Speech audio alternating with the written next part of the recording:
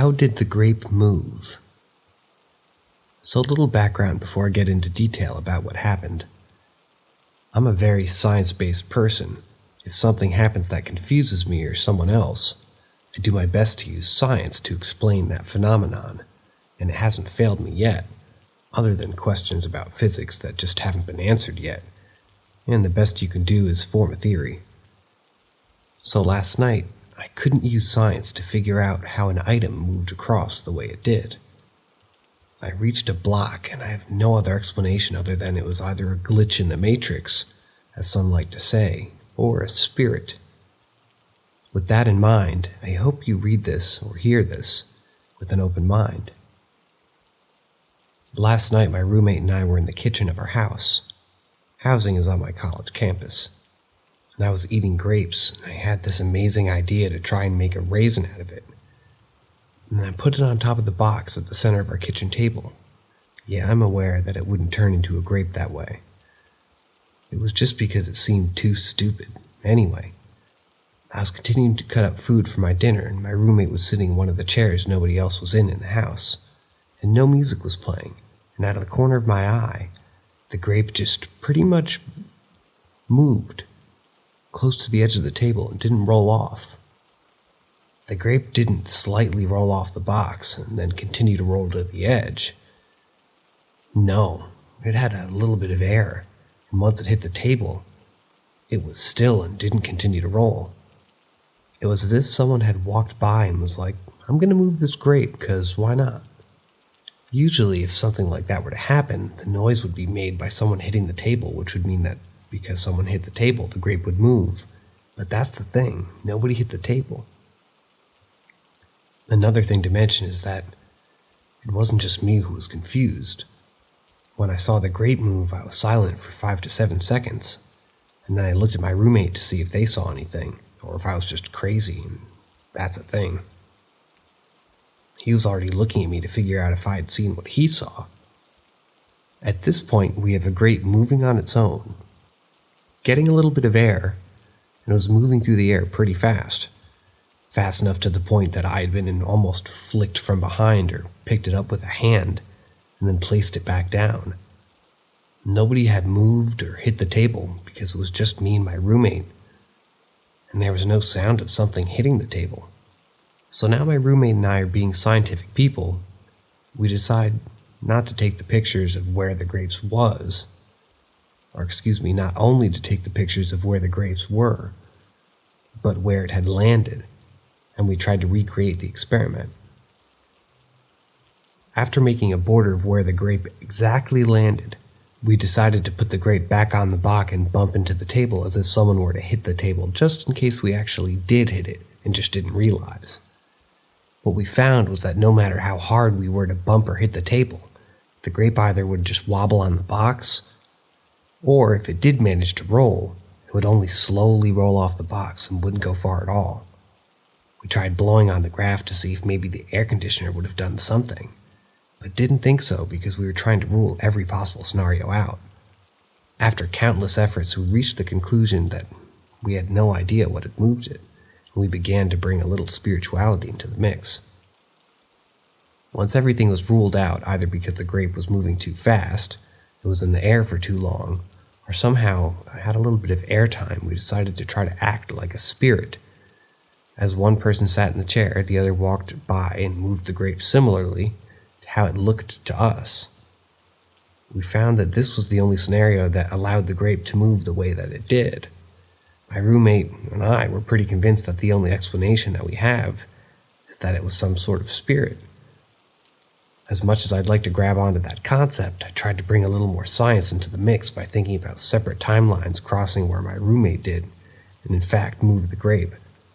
And somehow our timelines crossed, and so on, but that scenario has some problems and whatnot, and they're a little confusing. A cool idea I had, but maybe it was the future us, and we somehow were able to travel back in time and move the grape almost like what happened in Interstellar when they thought that they were communicating with aliens, but it was actually them the entire time. Sorry for the spoiler.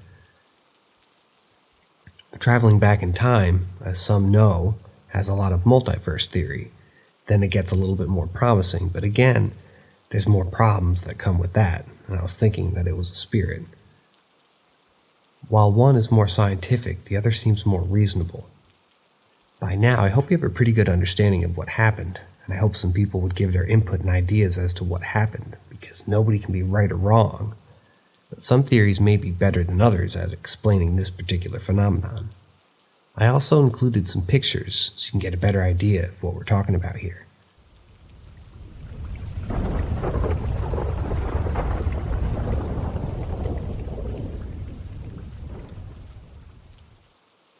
What just happened? My grandfather, who I was really close with my entire life, recently passed away in October of 2022. The news was given that he had 1 to 5 years and rapidly declined so fast that he only made it a month. The news was a devastating blow to my family. My grandfather was the wisest and most organized man that I'd ever met. He retired young, raised 3 children with a grandmother, and had 3 grandchildren, including myself. He was always someone I wanted advice from. However, he was also the funniest and most friendly man with the biggest heart. He had his stern side as well, but if he told you to do something, you did it, no questions asked. He just had that way about him. Unfortunately, the last time I saw him was in 2019 before I moved states away, and the last conversation I had with him was over Facebook. I gave him reassurance that his last heart surgery would be a success, and I told him that I loved him. After he passed, I took only a few days of bereavement leave from my job and notified only my boss to explain the situation. Fast forward to now, a couple months later, I've had some time to grieve and accept the finality of the situation, as have the rest of my family. I work in auto finance and customer service and was recently promoted to team leader in August, before he passed. In November, I took over a brand new team of new hires to the company.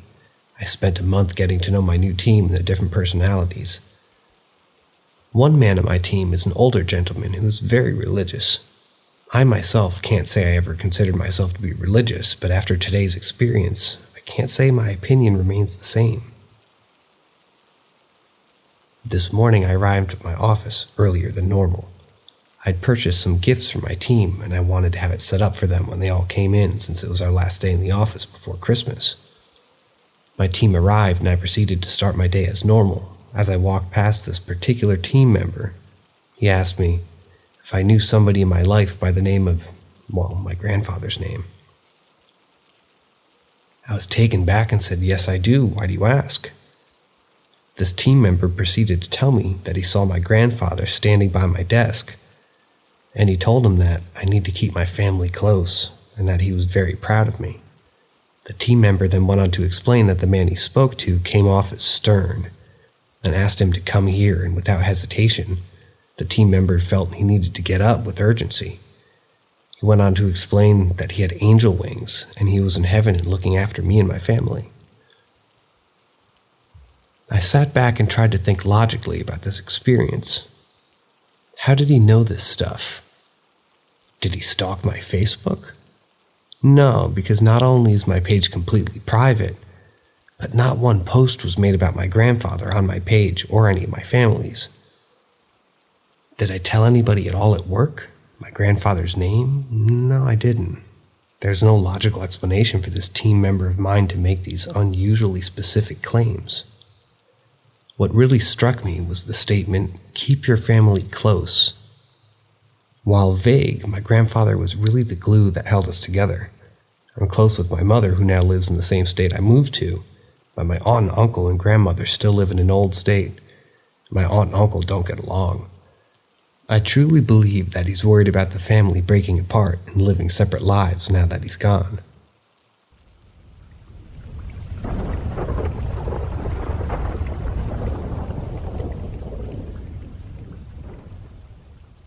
Obligatory, I don't work in the morgue, but story is relevant. I was on a bachelorette trip in Helen, Georgia, with the bride of some of her friends.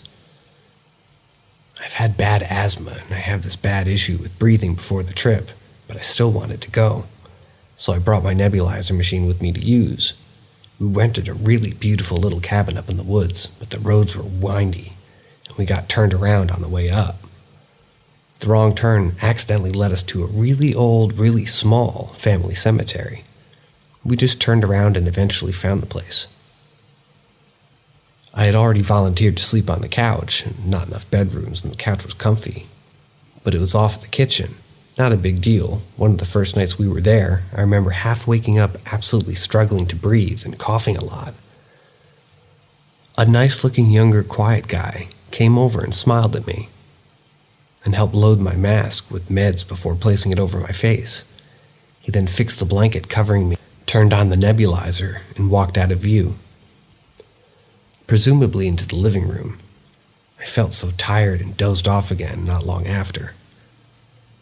The next morning, we were all eating breakfast and I casually asked whose boyfriend had arrived late last night. All the girls just looked at me, bewildered.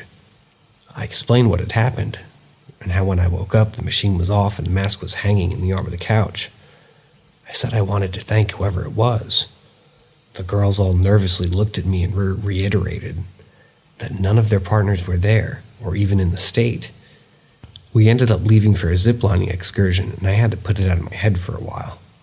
When we came back, though, I decided to take a walk through the woods with one of the other girls. Ended up back at the cemetery that we'd found earlier. There were only 7 to 8 grave markers, and most were so worn away that you couldn't see names or dates, except one. It was for a young man about our age. I felt a warm pressure around my shoulders like someone was putting a blanket or a sweater on me. But when I turned, no one was there. The girl who was with me relayed the name on the grave to the others when we got back. We spent the rest of our time there greeting him and saying goodbye to him out loud when we'd come and go. Never saw him again, though.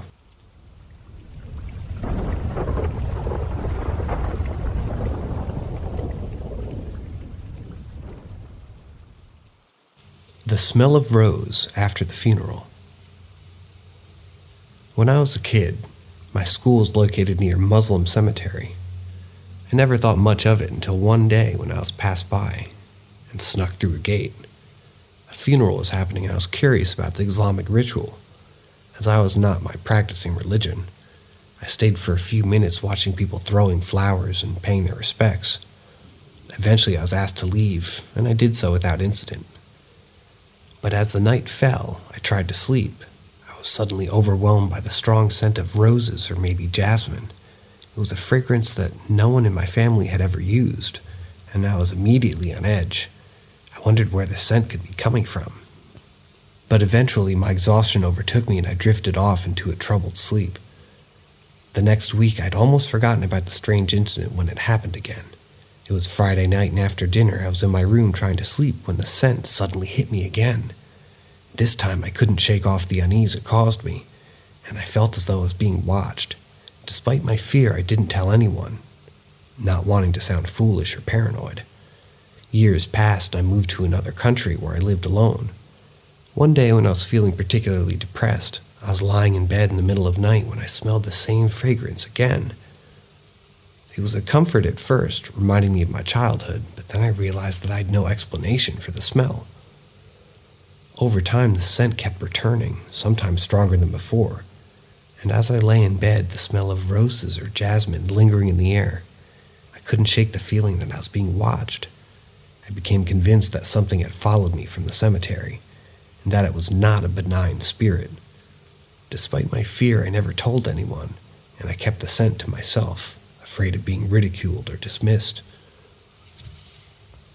Now, as I sit alone in my darkened room, the scent stronger than ever, I can't help but wonder if it's all in my head.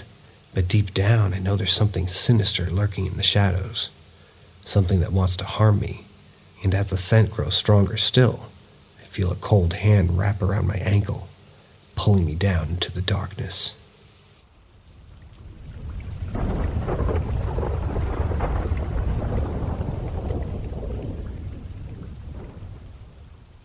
Creepy things that happened in my old house. Growing up, my family lived in a big Victorian house that was the epitome of horror. The walls were stained with age, and there were strange noises and inexplicable occurrences that never ceased.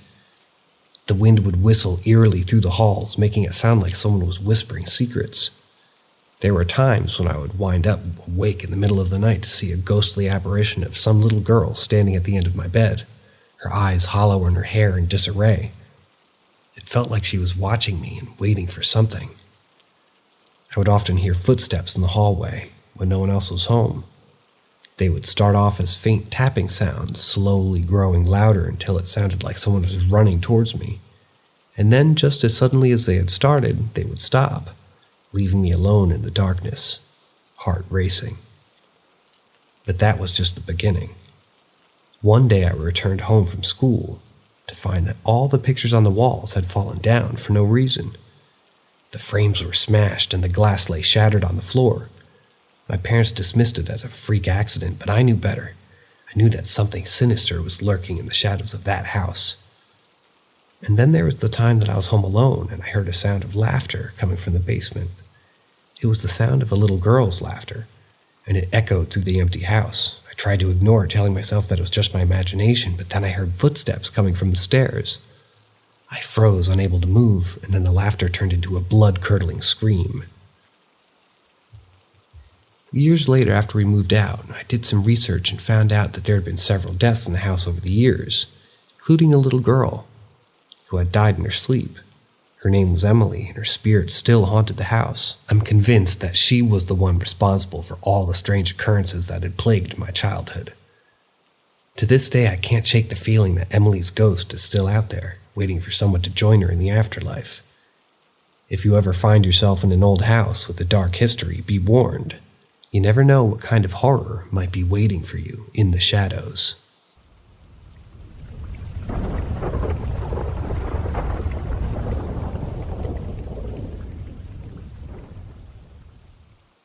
My paranormal encounter. Is there a plausible explanation? It was a dark and stormy night when I arrived at my friend's house. As I settled into the guest room, I felt a sense of unease wash over me. The room had an eerie atmosphere, as if someone was watching me. I tried to shake off the feeling and went to bed. Around 2 a.m., I woke up to an urgent need to use the restroom. As I turned on the light, I saw a figure move out of the corner of my eye. I froze as I saw a woman standing in the hallway. She was dressed in a white gown, but her face was obscured by long black hair. At first, I thought it was my friend playing a prank on me, but the longer I looked, the more it became real. The woman didn't seem to have any feet, and she was hovering a few inches above the ground. I was terrified and couldn't move or speak. I tried to rationalize what I was seeing, but the longer I looked, the more it became real yet again. And as I stood there, the woman slowly turned her head toward me. Her eyes were black and empty, and I felt a chill run down my spine. I tried to wake up my friend, but he was sound asleep. I reached for my phone to take a picture, but it wouldn't work. The woman just stood there, staring at me with those empty eyes. After what felt like an eternity, she started to fade away. As she disappeared, I felt the cold breeze brush against me. It was then that I realized the window in the bathroom was open. Couldn't sleep for the rest of the night. I felt as though something was watching me from the shadows. The next day, I told my friend what had happened, but she didn't believe me. In the days that passed, I couldn't shake off the feeling that something was wrong. I started seeing the woman in my dreams, and her presence felt more real with each passing night. I began to research the history of the house and discovered that it had a very dark past. There were stories of a woman who died in this house, and her spirit was said to haunt it. I tried to leave the house, but something kept pulling me back. The woman's presence grew stronger, and I could feel her watching me wherever I went. I became paranoid, and my sanity started to slip away. One night, I woke to find the woman standing at the foot of my bed. Her eyes were fixed on me, and I felt as though she was trying to communicate with me. I tried to speak, but no words came out. The woman slowly faded away, but I was left alone in the darkness. The next day, I left the house and never looked back, but the memory of that night still haunts me to this day. I've never been able to explain what happened, but I know that it was real. And I know that the woman's spirit still lingers in that house, waiting for her next victim.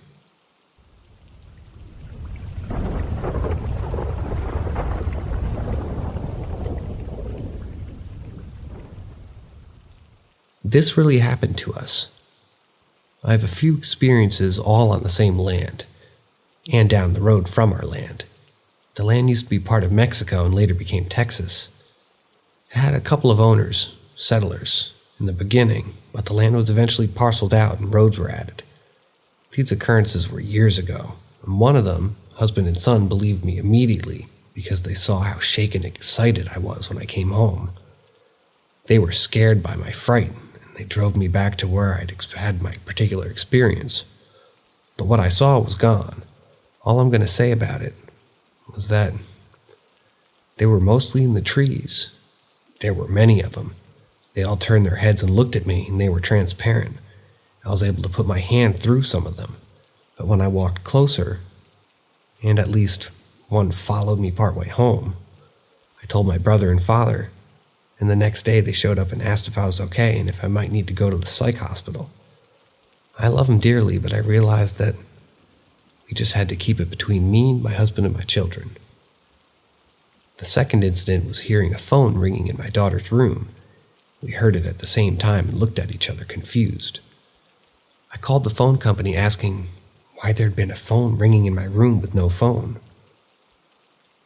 They just told me maybe my old house had a phone bell somewhere and it had been covered over. In the same time frame, we had the front door that the handle would turn right before it reached in to go in. The door didn't open, just the handle turned. It wasn't stuck. That happened to my family several times, and the last two others, who knew nothing about it, and they were caught by surprise. We decided the best thing to do was just ignore it, and finally it stopped. The last episode was just up the drive at my mother-in-law's house, on the same land as our house. We started seeing a man, and it was clearly wasn't my deceased father-in-law. This man was shorter, always in a plaid shirt, jeans, and boots, and seemed to be in his 50s or 60s. He was transparent and shy.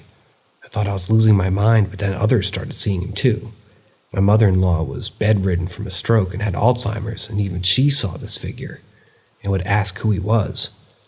Then 2 different caregivers saw him at different times, and then the caregiver's grandchild. One caregiver became very afraid because she had lost her son in a car accident and was caring for her little grandson while she sat at her mill. Her grandson also reported seeing the man. He also always appeared peripherally and never straight on. None of us recognized him, and we'd all just stand and he'd watch us. We tried speaking to him, we tried approaching him, and he'd vanish. We tried to beckon him to show himself, and finally we decided not to be afraid and just try to ignore it. One caregiver remained frightened for her grandson, but stayed on. This lasted a few years and at different times. After my mill died, everyone left. We never saw him again. Now you may think I made this thing up or we imagined everything, but I'll swear until I die that it all happened. I feel a bit silly for bringing it all up, but I'm a pretty rational adult. However, these experiences stayed with me, and I've wondered how many times, what was it that I was seeing? I never really told anyone outside the ones who saw it for themselves. I can't explain it, can you?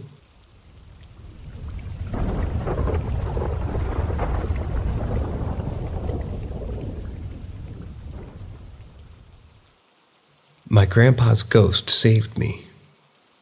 As the days passed, the fear of death had been haunting me, and it became unbearable. Every night I found myself lying awake, consumed by anxiety and the gnawing fear that my consciousness would simply cede into exist, and my physical death would come. The thought of nothingness, of simply disappearing into the void, was too much for me to fear. Despite my efforts to distract myself with books, movies, and anything else that could help me forget about my fear, I remained consumed by it.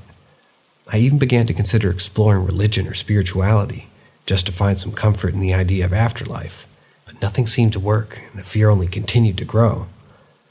Then one day a forgotten memory came to me like a bolt of lightning. It was a story my great-aunt had told my grandmother many years ago, about how her own father had come to her in her final moments. My great-aunt had been bedridden for many years, unable to walk, and on the night she passed away, she had begged my great-grandmother to help her move to the other side of the bed. When asked why, she replied that her father had been visiting her every night for the past 3 nights, and he had been gently petting her hair as if everything was going to be okay. At the time, my great-aunt had never spoken about ghosts or anything like that, so the story seemed strange and a little unsettling. But now, as I lay in bed, consumed by my fear of death, that memory took on a whole new significance. The thought that our loved ones might be visiting us after they pass away, offering comfort and reassurance, was a powerful one. It gave me a glimmer of hope, and for the first time in months, I found myself drifting off to sleep with a sense of peace. But as the weeks went by, strange things began to happen. I would wake up in the middle of the night, convinced that there was someone in my room. I would smell the scent of my great-aunt's favorite perfume, even though I knew it wasn't possible. And sometimes, when I was alone in my apartment, I would hear footsteps, or the sound of someone whispering my name. At first, I tried to convince myself that I was just being paranoid, but the strange occurrences only became more frequent, and I began to feel like I was losing my grip on reality itself. I started to wonder if I had somehow invited something into my life by dwelling so much on the idea of death and the afterlife. One night as I lay in my bed, the scent of my great-aunt's perfume overwhelming my senses, I saw a shadowy figure standing at the foot of my bed. I couldn't make out any details, but I could feel its presence in the room with me, and it was terrifying. From that point on, I was never able to shake the feeling that something was watching me and following me wherever I went. I tried to tell myself that I was imagining things, but deep down, I knew that something was very wrong. Eventually, I sought help from a spiritual advisor who performed a cleansing ritual to rid me of any negative energy or entities that might be haunting me. The ritual was intense and frightening, but when it was over, I felt like a weight had been lifted from my shoulders. To this day, I'm not sure exactly what was happening to me during those months. Fear and paranoia. But I do know that the memory of my great-aunt's final moments, which had brought me some comfort at first, had somehow invited something dark and terrifying into my life. I learned the hard way that sometimes it's better to leave the mysteries of death and the afterlife alone.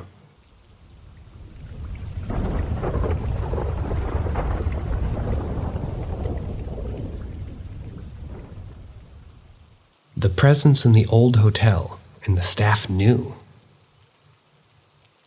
A few years ago, I had an experience that still haunts me to this day. It was a dark and stormy night, and I found myself alone and stranded in an unfamiliar town. I searched for a place to stay, and my search led me to an old hotel. For the moment I walked in, I knew that something was off. The air was thick with a sense of foreboding, and it seemed like the building itself was alive with malevolence. The room I was assigned to was small and cozy, with antique furniture, and with 4 big poster beds. As soon as I stepped inside, I felt a chill run down my spine. It was hard to explain, but I just had the sense that I wasn't alone. The walls seemed to whisper secrets, and the floorboards creaked ominously beneath my feet. As the night wore on, my unease grew. I heard unexplained noises coming from different parts of the room, and it wasn't just the usual creaks and groans of an old building. It was as if someone was walking around, moving furniture and whispering in my ear. The sound of disembodied voices filled the air, and the hairs on the back of my neck stood on end. At one point, I even felt a cold, clammy hand on my shoulder, as if someone had touched me. I turned around, but there was no one there. The feeling of dread intensified, and I knew that I was not alone in that room. I tried to convince myself that it was just my imagination, but the feeling was too real. I barely slept that night, my eyes wide open and my heart pounding. The darkness seemed to stretch on forever, and I felt as if I was trapped in a nightmare from which I couldn't awake. When I told the hotel staff about my experience, they didn't seem surprised. In fact, they almost seemed pleased, as if they were eager to share the dark secrets of that haunted place. Apparently, there had been many reports of strange occurrences in that room. Some guests have even claimed to see a ghost figure standing at the foot of their bed, staring at them with hollow eyes and a gaping mouth. It was then that I realized I had not just encountered a ghost. I had stepped into a realm of darkness and terror, a place where the boundaries between the living and the dead were blurred. The hotel was a gateway to a world of horror, and I had unwittingly walked into its clutches. To this day, I can't forget the horrors that I witnessed in that room. I'm haunted by the knowledge that there are places in this world where evil still lurks, waiting to claim their next victims. If you ever find yourself in an old hotel on a dark and stormy night, beware. You may not be alone like you think you are.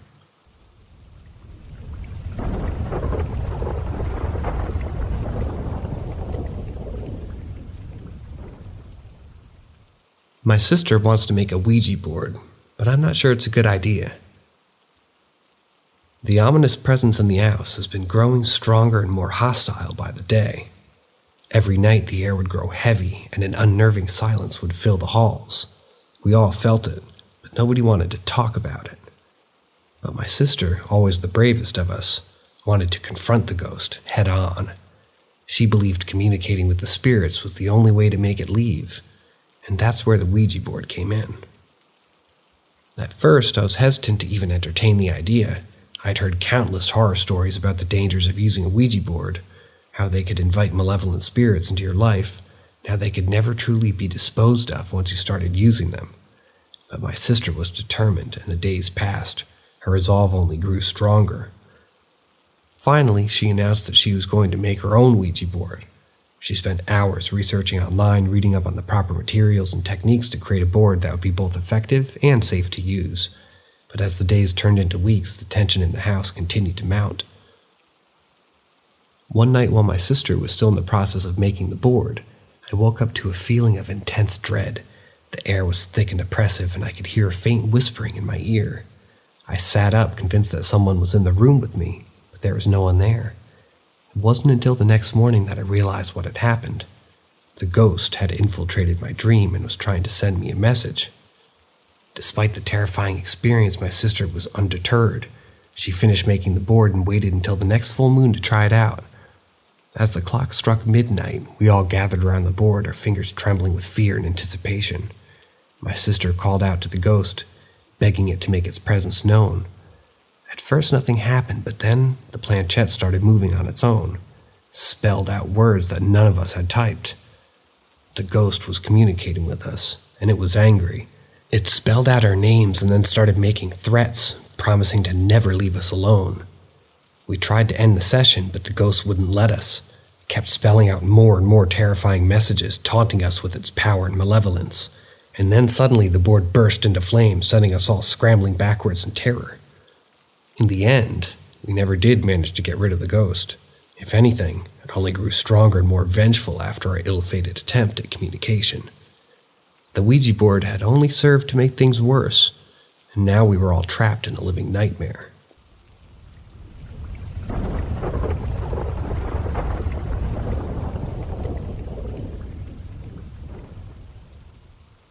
My paranormal experience in 6th grade, living in an old home. It was the house that no one wanted to live in, but my family couldn't resist the charm of this mid-1800s Victorian home. Little did we know we were moving into a haunted house, a place where terror and fear lurked around every corner. I was only in 6th grade when the first incident happened, a door slamming shut when there was no logical explanation for it. The pet was outside and there was no wind. The house had an eerie feeling, and my mother and I would often hear noises that couldn't be explained. As time went on, things got worse. When home alone, I heard whispers calling out my name. Objects would vanish from one room, only to appear in another. It was as if the ghostly presence was playing a game, tormenting me and my family. My mother would wake up to scratches on her back, but there was no way she could have caused them herself in her sleep. The paranormal activity was terrifying, but it was nothing compared to what I saw. I'll never forget that moment in the kitchen where I saw a white, foggy figure of a little girl with 2 pigtail braids and ribbons at the end of each. She was wearing a frilly dress and was standing in the doorway. I blinked and she was gone. The image was burned into my memory forever. Curiosity got the better of me, and I decided to use the Ouija board with my friends. The board revealed a 7-year-old girl that had drowned in our clawfoot bathtub, very likely the original fixture in the house. The little girl I had seen was probably the same girl who had died in our home. The thought sent chills down my spine. I wanted to investigate further, but the truth was too frightening. It was possible that there had been a young girl's death in the area, but the authorities might have kept the details hidden. I didn't want to delve into the darkness of the past any further. The ghostly presence in our home continued to haunt us, and we couldn't bear it any longer. Eventually, we moved out, leaving the house to its haunted past. Even now, years later, I'm still haunted by the memories of that house and the little girl that died there.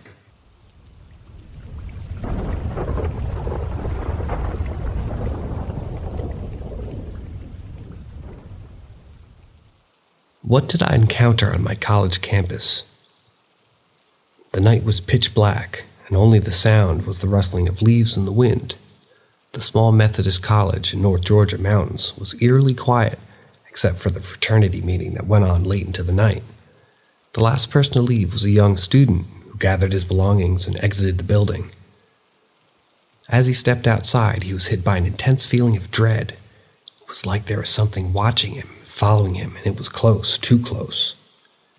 Despite his fear, he turned around and saw nothing, but the feeling persisted, growing more and more intense. He picked up his pace, hoping to shake off the ominous presence, but it only seemed to draw closer. It felt like a cold hand was reaching out to grab him, to drag him down into the depths of hell. As he walked, he felt a presence behind him getting closer and closer. He could feel hot breath on his neck and the feeling of eyes staring at him. He tried to shake it off, but the presence persisted. It was as if something was trying to possess him and take over his body and soul. He saw some chapel on the way, and as he crossed its path, the presence suddenly vanished. He could breathe again, and he felt like he had just escaped a horrible fate. But the memory stayed with him, haunting him for the years to come. Was it a ghost, a demon, or something more malevolent? He never knew for sure, but he did know that he never wanted to experience anything like that ever again.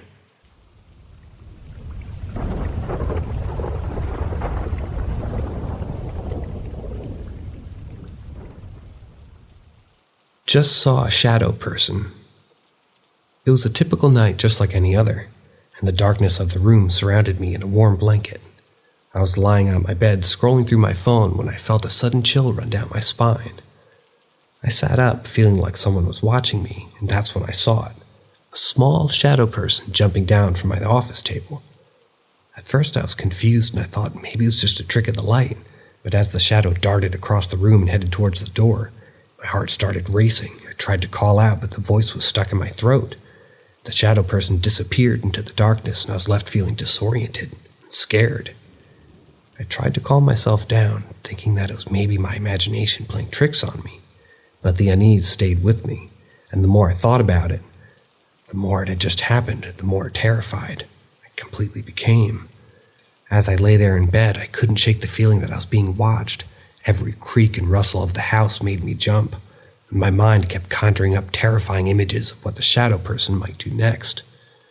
I tried to tell myself that it was just a one-time thing, and there was nothing to be afraid of, but deep down, I knew that something was wrong.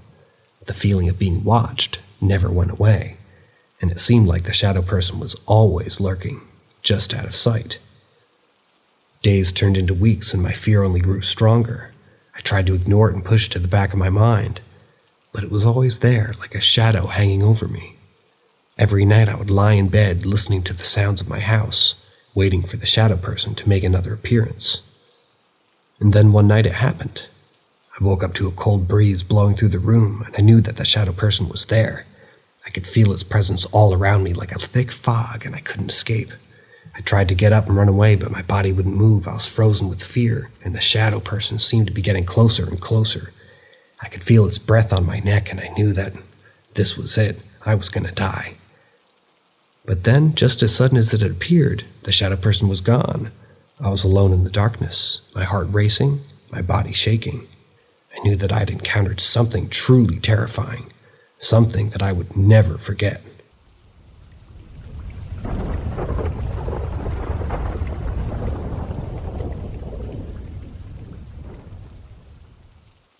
It was supposed to be a normal day, just like any other, but sometimes the most ordinary days can turn to the most terrifying experiences of your life. This is exactly what happened to me. I was visiting my girlfriend at her family's house, a century-old building with a rich history of death and tragedy. Despite experiencing a few strange occurrences in the past, nothing could have prepared me for what was about to happen. We were sitting in the living room talking to her grandmother about family history and ancestry when we heard an unexplained sound. First, we didn't think much of it, but it persisted, getting louder and more unsettling with each passing moment. My girlfriend asked me to investigate, so I headed into the kitchen, thinking it was just a mundane household sound. However, when I got there, it was anything but mundane. There on the counter was a fortune cookie from a Chinese takeout we had earlier, and then out of nowhere it moved. It wasn't just a slight shift or a simple vibration, it moved a whole inch, and the worst part? There was no explanation for it. There was no draft or wind, no logical explanation whatsoever. It was as if something unseen was playing a cruel game with us. My heart raced as I stumbled back into the living room trying to make sense of what I had just witnessed. Was it a ghost, a demon, some other malevolent force? I had no answers, only a growing sense of fear and dread. In that moment, I realized that I had been foolish to doubt the existence of the supernatural. My skepticism was shattered, and I was left with an overwhelming sense of vulnerability. I began to recite the Hail Mary prayer, seeking some sort of comfort and protection, but the fear remained. As the night wore on, the atmosphere in the house grew more and more ominous. Every creak and groan of the building seemed to be amplified, every shadow taking on a sinister quality. It was as if the house itself was alive, and it was not happy with our presence. To this day, I still don't know what caused that fortune cookie to move, but I do know that I'll never forget the terror I felt in that moment, or the sense of unease that lingered long after. Some things are better left unexplained, and some houses are better left unexplored.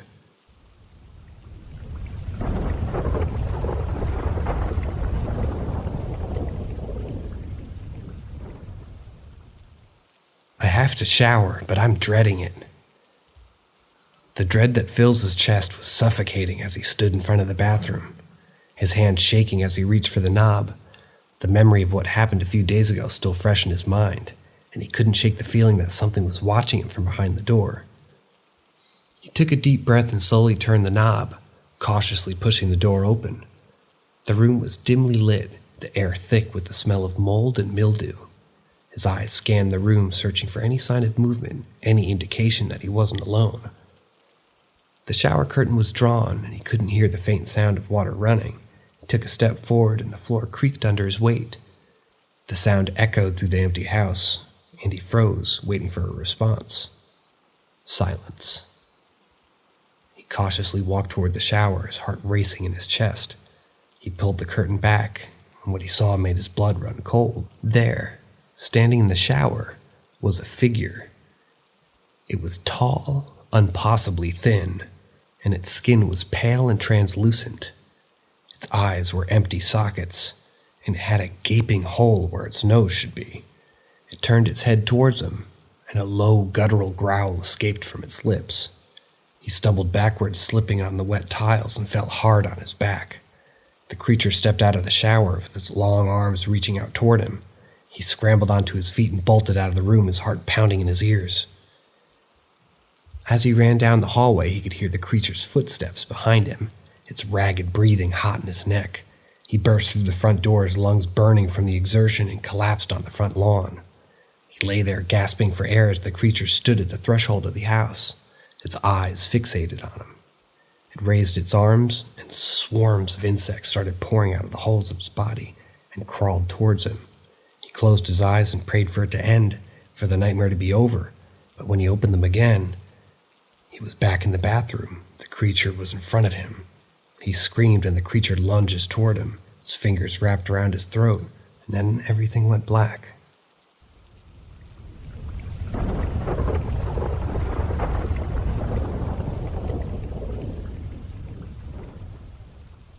My mom brought home furniture, and I can hear them knocking. Sunday morning rolls around, and my family and I get ready to head to the markets as per our weekly ritual. When we arrive, we park and head to the race course where the markets were held. We were walking around for 30 minutes or so before my mom found an antique stall. She fell in love with the wooden TV unit. It was beautifully stained oak wood with stained glass on the side cupboard doors and solid oak on the front cupboards. As soon as she saw it, she bought it instantly and got her now ex-husband to take it to the car. It was too heavy for any of my siblings for light help, so we all ended up going in the car. Once the unit was loaded in and my mom was satisfied, it was well hidden and safe. We headed back to the stall as my mom had seen a bookcase and a chest that looked to be a set with the unit. We arrived back at the same spot, but the stall had disappeared. My mom asked the neighboring stalls if they knew where the antique stall had gone, and everyone said the same thing. There are no antique stalls here. Defeated and confused, my mom decided that it was it for the markets and we headed home. First night the unit was brought into the house, I heard loud knocking coming from the living room. It grew louder and only continued for about 30 seconds, but it was enough to make me sleep under my blanket for the rest of the night. Next morning, after walking to the kitchen to get ready for school, feeling like death, I saw my older brother and mom had similar tiredness as me. I was too tired to ask, but thankfully my brother did anyways. Come to find out, they both heard the exact same knocking from the night before. It happened daily. 2 weeks later, it got worse. At around 2 or 3 a.m., a couple of weeks later, I saw a figure standing in my doorway looking away from me. Took my chance and slipped under my blanket again. This continued happening. The figure kept creeping closer and closer every night I awoke. 2 days later, my mom encountered a man in a wheelchair sitting at the end of her bed, staring at her and her ex, watching them sleep. On the same night, my older brother saw a woman float past his room at the back of the house, facing the backyard, with only her upper half. The window is only at the top 1/3 half of the wall, so about 3 or 4 meters above the ground. My mom's ex didn't believe her until he woke up one day in the middle of the night, and this has now been about 3 days after my brother's sighting. This was the final straw for us. We found a new rental within 2 days and left everything behind to whoever moved in after us. We hope you made it. We hope you were able to stay hidden. We hope you were able to stay quiet.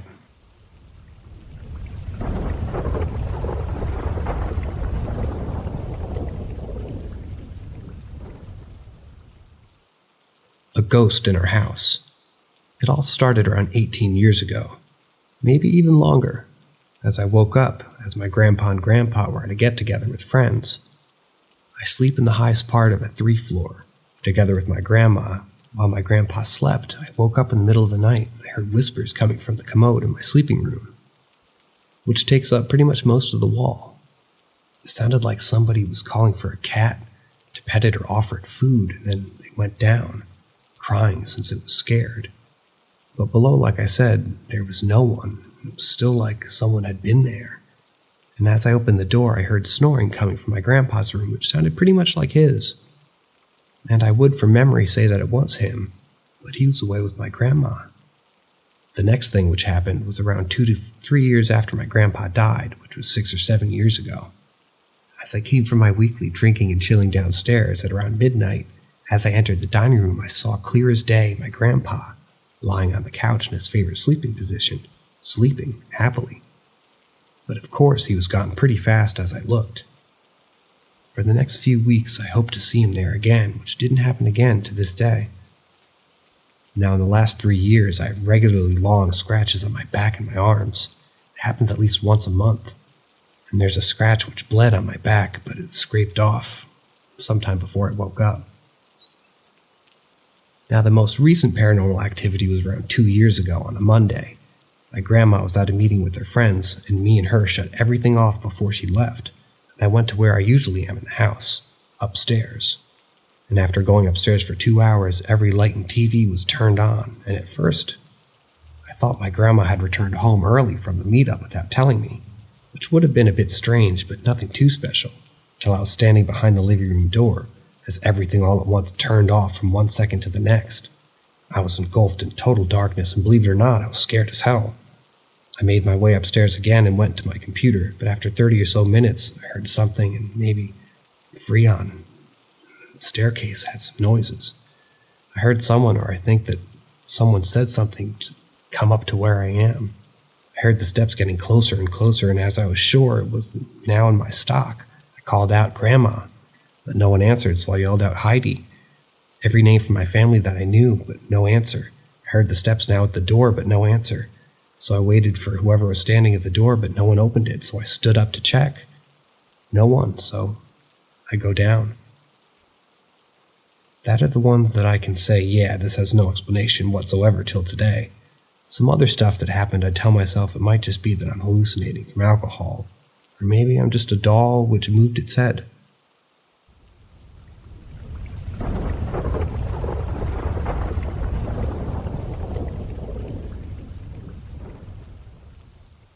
Button trails. It was a house that was filled with secrets, and the longer I lived there, the more I discovered. It all started with the little buttons.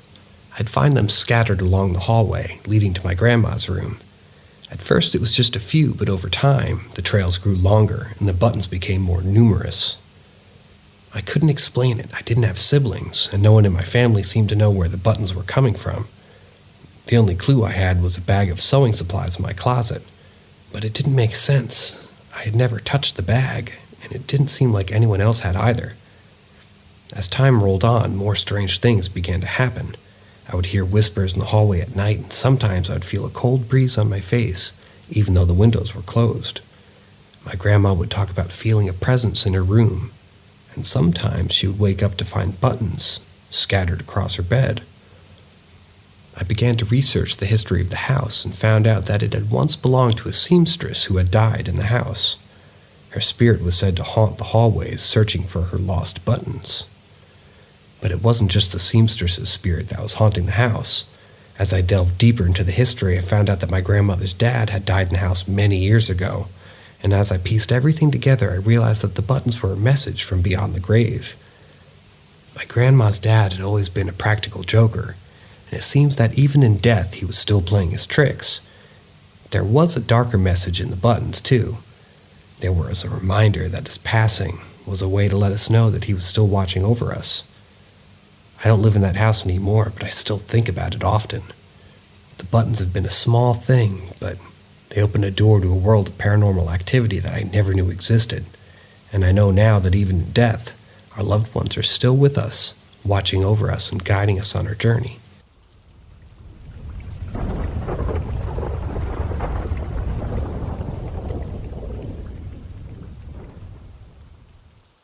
Two-year-old daughter seems to have paranormal skills.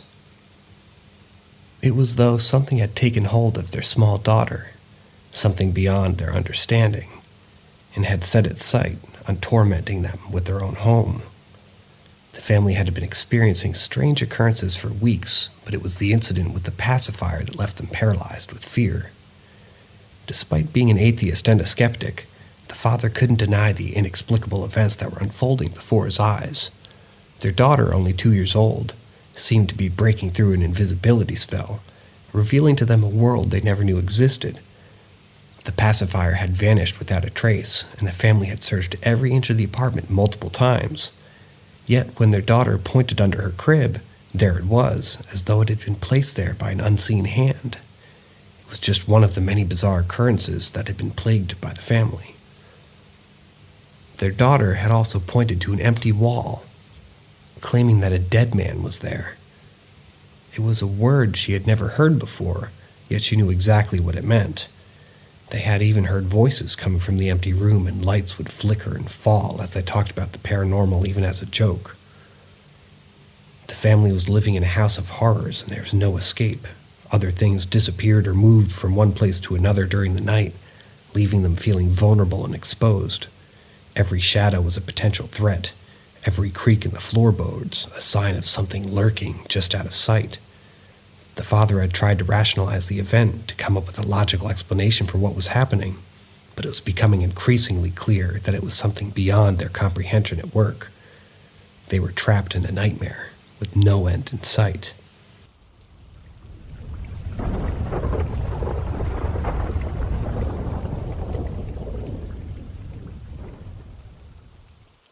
New Orleans Terror.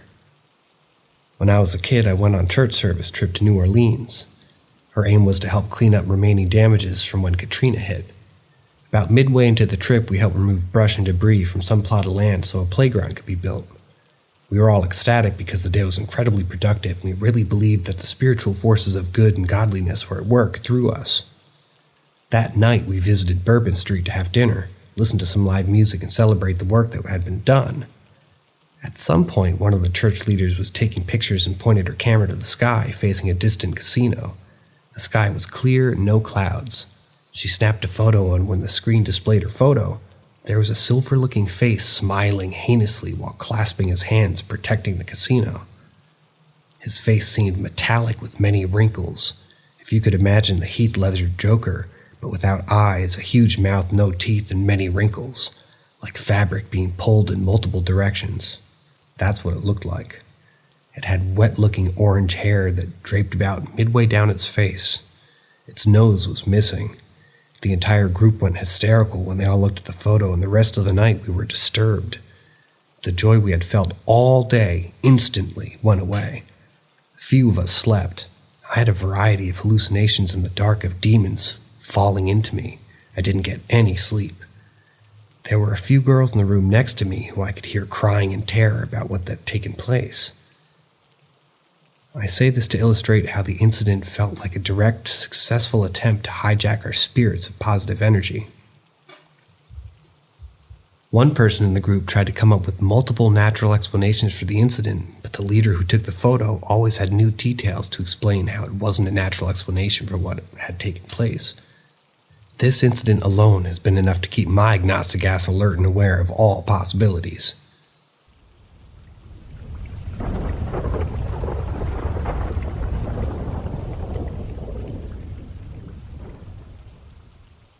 Saw a shadow figure under a bridge. It was a dark and eerie night, the kind that sends shivers down your spine. The group of friends were gathered under the bridge, surrounded by graffiti that adorned the walls. They were having a good time taking pictures and chatting about nothing in particular. That's when it happened. Out of the corner of her eye, one of the girls saw a shadowy figure sitting on the far right of the ledge. She rubbed her eyes, thinking it was just a trick of the light, but the figure remained. It was a man sitting there quietly, as if observing them.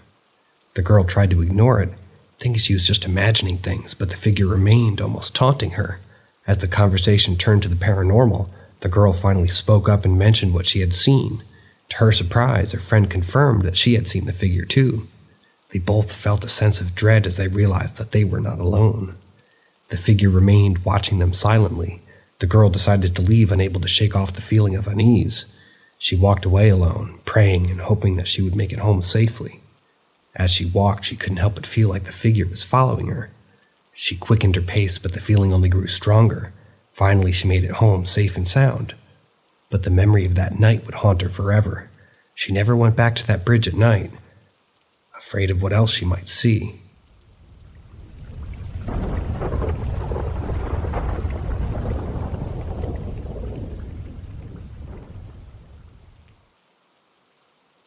The Copper Queen. My story centers around an old copper mining town in Arizona called Bisbee. It's only 8 miles north of the Mexican border, and it's a little slice of the 1880s, right down to the Grand Dame Hotel in town, the Copper Queen. I lived in California growing up, but moved to Texas in my 30s, and wound up engaged in the love of my life. Unfortunately, the timing was off for us then. He was recently a widower, and I had a young son, an ex-husband who was a pain, and an ill, elderly mother. Regretfully, we called off the marriage, and I moved back to California. To make this short, 7 years ago I moved back to Texas, ran into my boy through a strange set of circumstances, and we decided pretty quickly that someone, maybe his late wife or maybe my late mother or father, wanted us to finally get together and stop faffing around. This is where the Copper Queen comes in. Honest. We were getting married, and we wanted it to be an adventure.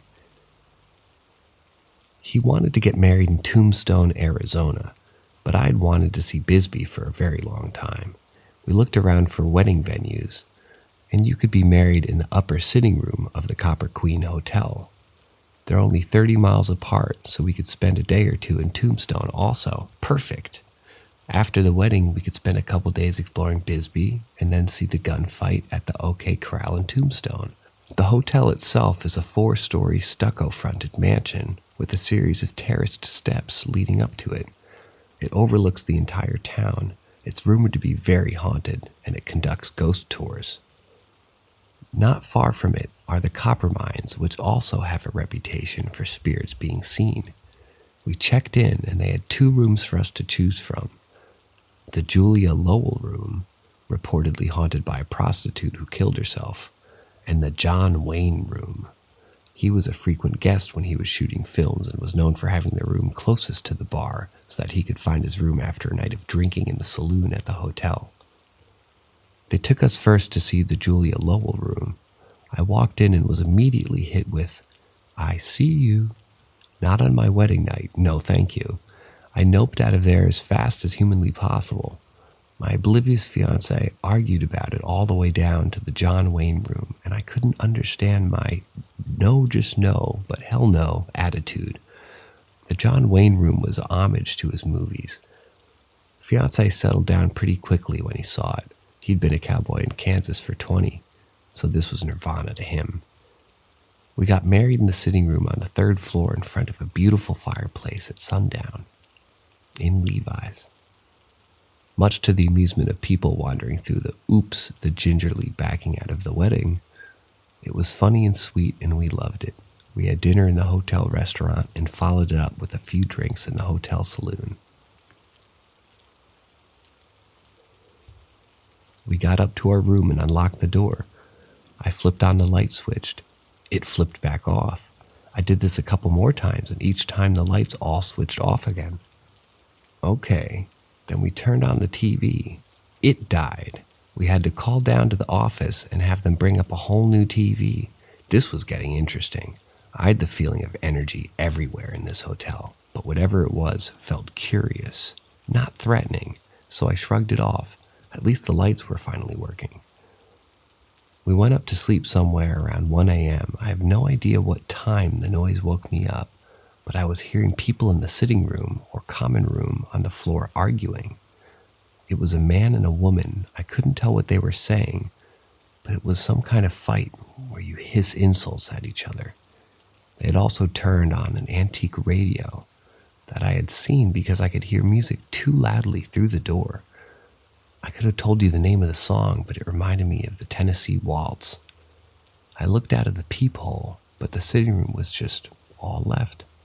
All that I could see was the stairwell leading down to the lobby. I wasn't about to open the door. My husband told me not to overreact, and maybe they'd quiet down. Instead, they got louder to the point where they were yelling, but trying to keep volume down because the area being a public space. I asked my husband to go out and break it up, but he refused to go out and get involved in a domestic dispute, especially between drunks. Things sounded like they were breaking glasses. Was she throwing things at his head? About 20 minutes of this, and I got fed up and headed for the door. As I did, it sounded like an argument moved into the room a couple doors down. I heard their door open and slam twice. The voices were still yelling, but they were behind a closed door now. Still, this was ridiculous. I called the manager on duty down in the lobby. The manager listened to me rant for a couple of minutes, then said, "Ma'am, can you calm down to the lobby?" 30 seconds later, we were downstairs and I smiled apologetically and pointed to the room where the noise was. He looked at me with the blankest expression. I grabbed my husband and he too told the manager all about the drunken roaring fight that had been going on for quite a while. The manager turned the printed register around to face us where he could see the room assignments. The room 2 doors down? Empty, unoccupied. The room next to us? Empty. 2 more rooms close to us? Empty. His expression clearly said that he thought we'd lost our minds. Now the lobby is 1 floor down, and you can almost see it from the open stairwell. They had heard no fight, no door slams, and hadn't heard the music. Thank God my husband heard it too. Anyone coming from the bar would have had to pass through the lobby and the manager on duty, who would have seen them. Besides, as it turned out, the bar had been closed for a couple of hours. He even pointed out that there were cameras in the lobby. No one had come in or out. I had tried to note my way out of a haunted wedding, but the Copper Queen had the last word. We're going back there in January for our anniversary. We haven't tried the mining tours yet. Could be even more interesting.